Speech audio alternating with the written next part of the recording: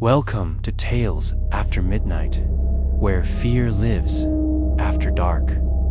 Let's begin tonight's terrifying tale. It was a cold October night when Emily, a 22-year-old college student from Michigan, arrived at the old Pinewood Inn for a weekend writing retreat.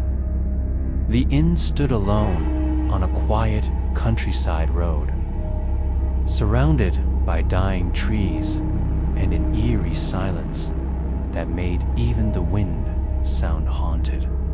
She had heard whispers about the place, stories about room 313, but she was too focused on finishing her thesis to care.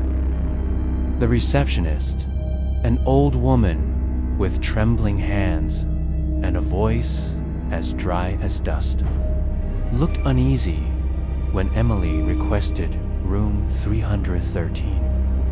"It's been closed for years," she said, avoiding eye contact.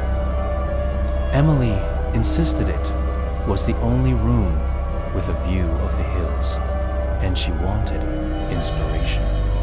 Reluctantly, the receptionist handed her the key, her fingers brushing Emily's with a strange, static chill. The room was dim and smelled of mildew, the wallpaper peeling like dead skin, and the bed creaked like it had a memory of every guest who had ever slept in it. That night, Emily sat by the window, writing by candlelight after the power mysteriously went out. Around midnight, she heard faint scratching from inside the walls. At first, she thought it was rats until the scratching turned into tapping, like fingers on wood, and then into whispering. At first, unintelligible, the whispers slowly began to form words. "Don't leave the room." Her blood ran cold. She checked the hallway empty, but when she returned, her laptop screen had changed. Her thesis file was gone, replaced by a single sentence, typed again and again. Not supposed to be here." Emily's heart pounded as the air turned heavy, thick with something unseen. The mirror on the wall, cracked and dust-covered, suddenly reflected a figure behind her, a woman with hollow eyes and a mouth stitched shut. Emily turned, but found nothing. Then the lights flickered back on, just for a second, and in that second, she saw dozens of figures standing in the corners, all whispering in unison. She screamed, ran for the door, but it wouldn't open. The key had vanished. The whispers grew louder, now sounding like screams underwater, then silence. In the corner, a chair creaked. Slowly, with wide, terrified eyes, Emily turned to see a child sitting in it, her face pale and lips bloodied. "They never let me leave," she whispered, staring blankly ahead. Emily backed away, but the walls began to bleed, dark, red streaks crawling downward like veins.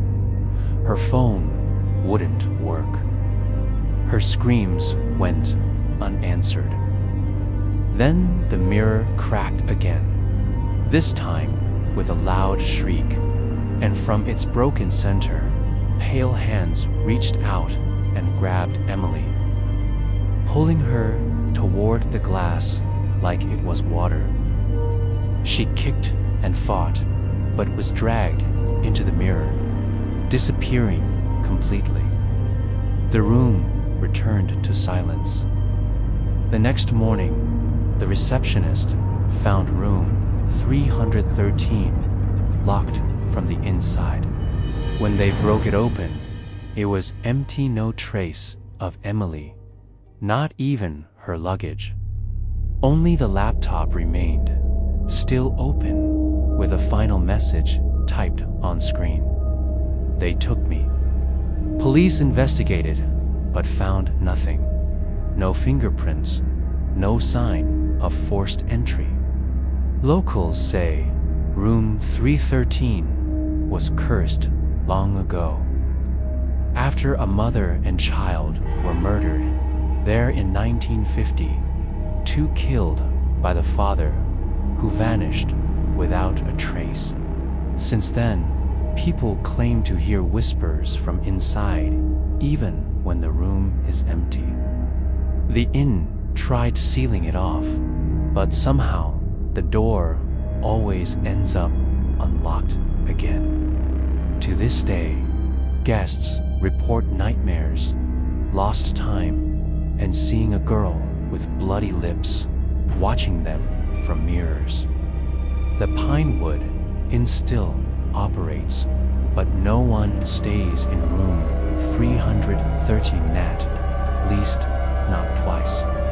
And if you ever pass through that lonely countryside road and hear whispers calling your name, do not answer, because the moment you acknowledge them, they know you've heard them. And once they know you've heard them, they come for you too.